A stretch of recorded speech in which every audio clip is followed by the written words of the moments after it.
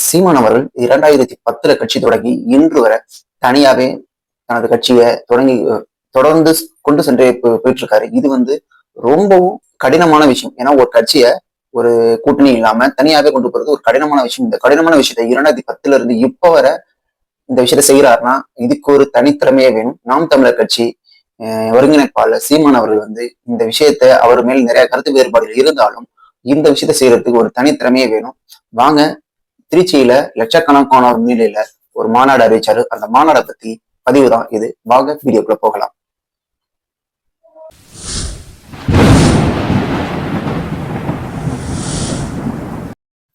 நாம் தமிழர் கட்சி 2010 தொடங்கி சீமான் அவர்கள் நிறைய கருத்து வேறுபாடு, நிறைய மாற்று கருத்து, 10 பேர் ஒரு பக்கம் போனாங்கன்னா 2 பேர் ஒரு பக்கம் போவாங்கங்கிற மாதிரி இவரு ஒரு கொள்கையை எடுத்து வச்சுட்டு ஆரம்பத்துல பெரியார் ஆதரிச்சுட்டு அதுக்கப்புறம் பெரியாரை பத்தி தெரிஞ்சதுக்கு அப்புறம் நான் அவரை தூக்கி போட்டுட்டோம் அப்படிங்கிற விஷயத்தையும் கன்வே பண்ணிட்டு இதை நாங்க மாறிக்கிட்டு இருக்கோம். சில விஷயத்த படிக்கத்தான் எங்களுக்கு எதிரான, எங்க மக்களுக்கு எதிரான விஷயங்கள் அவங்க பண்ணியிருக்காங்க அப்படின்னு இருக்கும் பொழுது நான் பெரியாரை தூக்கி போட்டுட்டோம், அவரை விட நிறைய பண்ணவங்க நிறைய பேர் இருக்காங்க, நான் அவங்கள தலைவர்களை ஏத்துக்கிறோம் அப்படிங்கிற ஒரு விஷயத்த சொல்லிட்டு கழுத்துல நின்றவர் தான் சீமான் அவர்கள். இவர் 2010 கட்சி ஆரம்பிச்சாலும் ஒவ்வொரு சட்டமன்ற தேர்தலையும் குறிப்பிட்ட வாக்கு சதவீதத்தை இன்க்ரீஸ் பண்ணிக்கிட்டே வந்தாரு. தற்பொழுது 8% கிட்ட அவருடைய வாக்கு இருக்கு. இப்போ இந்த வாக்கு வங்கி அவருக்கு கூடுதலாக வருகிற 2026 சட்டமன்ற தேர்தல் வரப்போகுமா இல்ல அதை விட குறையுமா அப்படிங்கிறத நம்ம 2026 தேர்தல்ல பார்க்கலாம். ஆனா அதுக்கு முன்னாடி இவர் எந்த மாதிரியான நிலைப்பாட்டை அவர் எடுத்து வச்சு பேசுறாரு அப்படின்னு பார்த்தோம்னா, குறிப்பிட்ட நாட்களாகவே டிஎம்கேவை விட்டுட்டு டிவிகேவை சாடிட்டே இருந்தாரு. இதுக்கு அவர்கிட்ட அவர் நேர்காணல் நடக்கும் பொழுது சம்பந்தப்பட்ட சேனல் இந்த கொஸ்டினை கேட்டாங்க. ஏன் இந்த இந்த இந்த எலெக்ஷனை டிவிகே வர்சஸ் டிஎம்கே சாரி நாம் தமிழர் கட்சி டிஎம்கே தானே, அரசாங்கத்தை நோக்கி தானே சொல்றீங்க, ஏன் நீங்க டிவிகே அடிச்சுட்டு இருக்கீங்க அப்படின்னு இருக்கும் பொழுது கட்சி நாம் தமிழர் கட்சி அப்படி செய்யல, நாங்க ஏன் விஜய் அவர்களை தாக்கணும் அப்படிங்கிற கொஸ்டினை சீமான் அவர்கள் பதிலா சொல்றாரு. இல்லையே, நீங்க இப்போ டிவிகே வர்சஸ் என்டிகே அப்படித்தானே மாத்தி வச்சிருக்கீங்க. ஆக்சுவலா இது என்டிகே வர்சஸ் டிஎம்கே தானே இருக்கணும். இந்த எலெக்ஷனை 3வது இடத்துக்கு போட்டியா 4வது இடத்துக்கு போட்டியா தான் நீங்க இந்த விஷயம் 3வது இடத்துக்கு போட்டியா தான் இந்த விஷயத்த நகர்த்துறீங்களா அப்படிங்கிற விஷயத்த கேட்கும் பொழுது சீமான் அவர்கள் அதை மறுக்கிறாங்க. ஆனா கிட்டத்தட்ட விஜய் அவர்கள் விஜய் அவர்கள் டிஎம்கே தாக்கும் பொழுது என்டிகே கட்சி அவருடைய நிர்வாகியும் சரி, சாட்டை அவர்களும் சரி, பவன கார்த்தி அவர்களும் சரி, எந்தெந்த ஒரு மக்கள் மன்றமும் சரி, எந்த அவர் நடத்துற யூடியூப் சேனலும் சரி, சீமான் அவர்களும் அதான் கிட்டத்தட்ட பண்ணார். ஃபுல்லாவே டிவிக்கு தாக்குறதுக்காகவே வச்சிருந்தாரு. அப்போ இது அவங்க 2 பேருக்கும் ஆப்ஷனை கிரியேட் பண்றாங்களா அப்படிங்கிற ஒரு நிலைப்பாட்டை உருவாக்கியது. ஆனா டிவிக்கு ஸ்டாலின் அவர்களாம் தாக்கி பேசிக்கிட்டே இருந்தார்.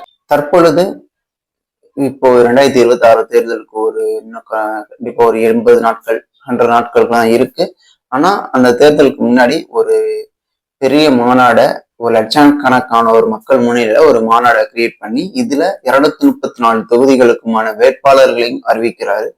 இது கிட்டத்தட்ட யாரும் சில இன்னமும் யாருமே இதை கையில் எடுத்து செய்யல. ஃபர்ஸ்ட் ஆள் அதை செஞ்சிருக்காரு. வருகிற நாட்கள்ல மற்ற கட்சிகள்லாம் செய்யலாம்னு எதிர்பார்க்கலாம். ஏன்னா எல்லா கட்சியோட வேட்பாளர்களையும் அறிமுகம் செஞ்சாங்க. அப்படி பார்க்கும் பொழுது அவரு அதுல நல்ல ஸ்பீச்சும் கொடுத்திருந்தாரு. சீமான் அவர்கள் நான் எப்பவுமே மக்களுக்கு தேவையான பிரச்சனைகளை பேசுவாரு, அவர் எந்த கொள்கை கோட்பாடுல உடன்பட்டு இருக்காரு அப்படிங்கிறதையும் தெளிவா விளக்குவாரு. அதே மாதிரி ஒரு நிறைய விஷயங்கள் அதாவது மணிக்கணக்கா பேசினாரு. அதுல சில விஷயங்களை மட்டும் நான் எடுத்து உங்கள்கிட்ட சொல்ல வரேன். ஃபர்ஸ்ட் விஷயம் என்ன சொன்னாருன்னா, எங்களது ஆட்சி மாற்றம் கிடையாது, ஆட்சி முறையில தான் மாற்றம் தேவைப்படுது அப்படிங்கிற விஷயத்த ரொம்ப பளிச்சுன்னு சொன்னாரு. ஆட்சி மாற்றம் இல்லை, ஆட்சி முறையிலேயே மாற்றம் வேண்டும் அப்படிங்கிற விஷயத்த சொல்லிட்டு இங்க தேர்தலும் விளம்பரம் இது ரெண்டுமே ஒரு அரசியலா செய்யப்படுது. அதாவது எப்படின்னா, தேர்தல் அரசியல் விளம்பர அரசியல் தான் இங்க இருக்கு, மெயினா மக்கள் அரசியலே கிடையாது அப்படிங்கிற மாதிரிதான் இந்த விஷயத்த அவர் கன்வே பண்றாரு.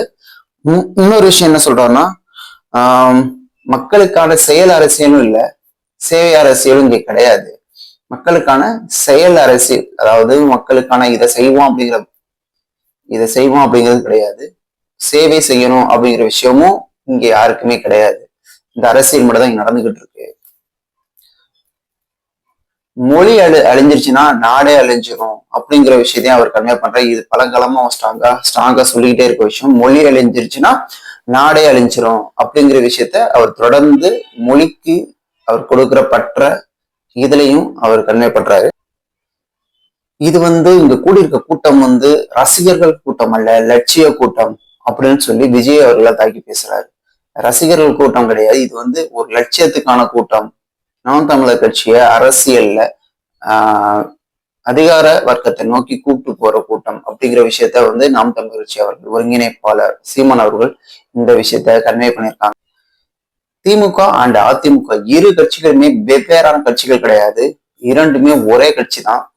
ஏன்னா ஒரே இடத்துலதான் வந்தாங்க, எங்க திருடலாம் என்ன பண்ணலாங்கிறத ஒரே இடத்துல இருந்து கத்துக்கிட்டு வெவ்வேறதா பிரிஞ்சு அவங்களுக்கு தேவையானதை திருடி முடிச்சுட்டு பங்கு போட்டிருப்பாங்க. அப்படிங்கிற விஷயத்தை தான் திமுக அண்டு ஏடிஎம்கே அவர்கிட்ட சீமான் அவர்கள் கன்வே பண்றாங்க. இரண்டு கட்சியும் ஒரே கட்சி நம்பிராது, வெவ்வேறு கட்சி நம்பிராதீங்க, ரெண்டு பேருமே ஒரே கட்சி தான் அப்படிங்கிற விஷயத்த அவர் கன்வே பண்றாரு. இது மட்டும் இல்லாம நிறைய விஷயங்களை அவர் மக்களுக்கு தேவையான பல விஷயங்களை அவர் அந்த மாநாட்டுல சொன்னாரு. முக்கியமா அதுல பார்க்க போற வேண்டிய என்ன விஷயம்னா 117 ஆண்கள் வேட்பாளர்கள், 117 பெண்கள் வேட்பாளர்கள், 50% பெண்களுக்கு ஆண்களுக்கு நிகரான உரிமையை கொடுக்கணும் அப்படிங்கிறதுல ரொம்பவும் முன்னுதாரணமா இருக்கிற ஒரு ஆள்னு சொன்னோம்னா நம்ம சீமான் அவர்கள் சொல்லலாம். அதை இந்த தேர்தல்ல நிரூபிச்சு காட்டியிருக்காரு. கடந்த முறையும் அது மாதிரிதான் பண்ணாரு. இது பெண்களுக்கும் ஆண்களுக்கும் சம உரிமை கொடுக்கறத அவர் இதுலயுமே அவர் பின்பற்றாரு அப்படிங்கிறத நம்ம பார்க்கப்படுது.